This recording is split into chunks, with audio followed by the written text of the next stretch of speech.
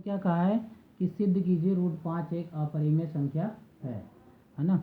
हमें √5 एक अपरिमेय संख्या सिद्ध करने को बोला है, तो अब हम इसका ना उल्टा मान लेते हैं। क्या मान लेते हैं? इसका उल्टा मान लेते हैं। क्या मान लेते हैं? माना √5 एक परिमेय संख्या है। हमने इसका उल्टा मान लिया। हमें सिद्ध क्या करना है? सिद्ध कीजिए कि √5 एक अपरिमेय संख्या है। तो हमने इसका उल्टा मान लिया कि माना √5 एक परिमेय संख्या है। जब ये परिमेय संख्या है तो √5, इसलिए हम इसको लिख सकते हैं, इसलिए √5 बराबर a/b के रूप में लिख सकते हैं। ठीक, अगर परिमेय संख्या है तो उसको हम a/b के रूप में लिख सकते हैं, जहाँ a तथा b सह अभाज्य संख्या जो एक दूसरे से भाग ना हो। सह अभाज्य संख्या जो एक ही संख्या से भाग ना हो। एक संख्या से मतलब कि जैसे कि अगर a 2 से भाग हो तो b भी 2 से भाग ना हो। ठीक, ये या तो एक से भाग हो या खुद से भाग हो। ठीक, जहाँ a तथा b सह अभाज्य संख्या है और b ≠ 0 और b 0 नहीं होना चाहिए। ठीक, b 0 नहीं होना चाहिए, तो ये परिमेय संख्या है, इसलिए इसको हम a/b के रूप में लिख सकते हैं। ठीक, अब क्या करेंगे? दोनों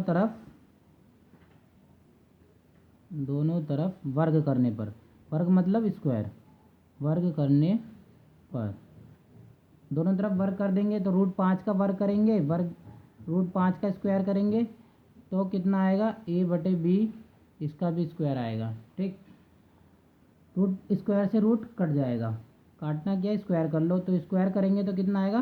5। √5 का स्क्वायर करेंगे तो 5 आएगा। a का स्क्वायर करेंगे तो क्या आएगा? a² इस b को इधर ले जाते हैं, इस 5 को नीचे ले आएंगे। इधर क्या आएगा? 5b² में a²। ठीक, क्या आएगा? 5b² में a²। इस 5 को इसके नीचे ले आते हैं, इसको समीकरण 1 बन गया ये हमारा। ठीक, ये b² = a² में 5। ठीक, अब यहाँ हमें एक चीज़ पता चल रही है कि एक a² किससे डिवाइड हो रहा है? 5 से। a² किससे डिवाइड हो रहा है? 5 से। यानी कि b 5 से डिवाइड नहीं होना चाहिए, क्योंकि a 5 से हो रहा है। अगर b भी 5 से हुआ तो ये सहअभाज्य संख्या तो नहीं है। अगर सहअभाज्य संख्या नहीं होगी तो ये परिमेय संख्या भी नहीं होगी, और परिमेय नहीं होगी तो यानी कि अपरिमेय होगी। यही हमें सिद्ध करना है। ठीक, जब परिमेय नहीं होगी तो अपरिमेय होगी। तो हम आगे देखते हैं। तो b² यानी कि जब a² 5 से डिवाइड हो रहा है, a² 5 से विभाजित है, a² 5 से विभाजित है, a² 5 से विभाजित है, इसलिए a भी 5 से विभाजित होगा, है ना। अच्छा, ये चीज़ आपको पता चल जानी चाहिए कि a² अगर 5 से डिवाइड हो रहा है, भाग हो रहा है, तो a भी 5 से भाग होगा। a² मतलब मान लो कि कोई संख्या है, मान लेते हैं 10 है। 10 का जब हम स्क्वायर करते हैं तो वो बन जाता है 100। जब 100 5 से भाग हो जाएगा तो यानी कि ये संख्या भी 5 से भाग हो रही होगी। जब 100 20 बारी में हो रहा है तो ये संख्या 2 बारी में हो रही है ना। तो क्या होगा? हमने लिख लिया a² 5 से विभाजित है, इसलिए a भी 5 से विभाजित होगा। ठीक, तब क्या होगा? a का एक गुणनखंड 5 भी होगा, है ना। उसके अंदर 5 शामिल होगा ना। अगर मान लो इसमें से 100 में से मैं 5 निकाल लेता हूँ तो क्या बचता है? 20, है ना। इसको मैं ऐसे लिख सकता हूँ 100 की जगह मैं इसको ऐसे लिख सकता हूँ ना, 5 × 20 ऐसे लिख सकता हूँ। अच्छा, मैं इस 5 को ऐसे लिख लेता हूँ, इसको कोई नाम दे देता हूँ, इसको मैं नाम दे देता हूँ c नाम दे देता हूँ। तो मैं ये लिख सकता हूँ a = 5c, ये मैं लिख सकता हूँ ना। ये क्या है? 5 तो वो गुणनखंड है, और ये c क्या है? ये संख्या जो साइड में बच गई, चाहे वो 20 हो, चाहे 10 हो, चाहे 2 हो, चाहे कुछ भी हो। ठीक, a बराबर 5c हो गया। अब a की वैल्यू हमने 5c निकाल ली, ठीक, ए की वैल्यू हम इस समीकरण में रख देते हैं, तो लिखेंगे ए का मान समीकरण 1 में रखने पर, ठीक, ए का मान समीकरण 1 में रखने पर। आप ये काम इधर मत करना, ये सारा आपका काम रफ है, ठीक, आई बात समझ में। ए का मान समीकरण 1 में रखने पर, समीकरण 1 क्या है हमारे पास, 5b², समीकरण हमारे पास क्या है, 5b² इक्वल्स टू a², ठीक।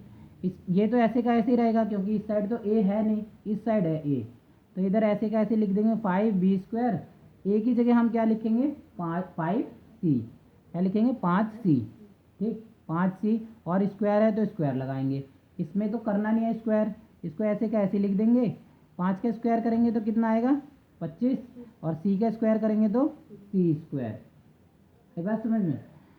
अब क्या करेंगे, 5 हमारा क्या था, 5b² इक्वल्स टू में 25c², यही था ना, इसकी जगह हम लिख सकते हैं 5b² इक्वल्स टू में 25c², यही था ना, ठीक।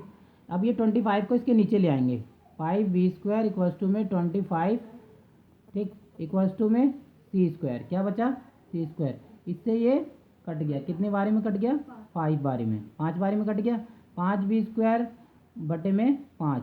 अच्छा, हमें एक चीज़ और पता चल गई, मैंने मना किया था कि ये 5 से भाग नहीं होना चाहिए, अभी मैंने मना किया था ना कि ये 5 से भाग नहीं होना चाहिए, क्योंकि ए तो 5 से भाग हो ही गया, यहाँ पे हमने देखा ना ए 5 से भाग हो गया, है ना, हमने क्या देखा ए 5 से भाग हो गया, तो यानी कि बी 5 से भाग नहीं होना चाहिए था, क्योंकि हमने यहाँ पे क्या माना था कि ये सहअभाज्य संख्या है।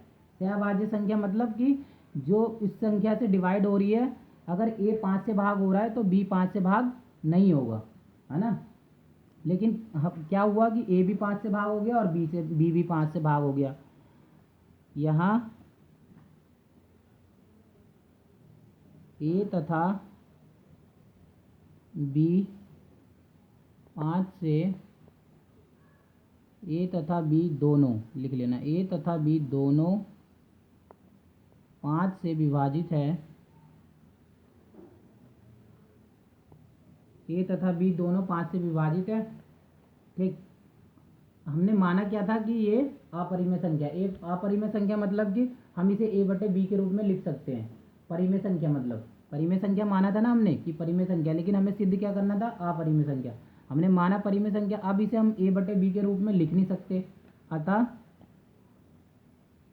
√5 एक अपरिमेय संख्या है।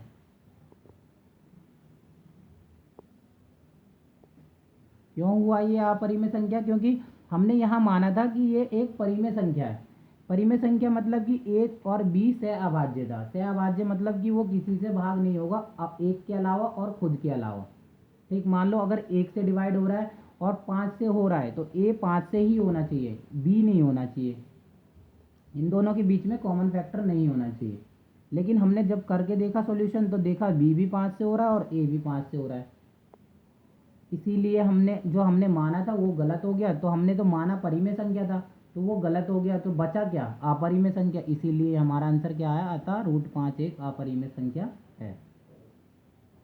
आई बात समझ में।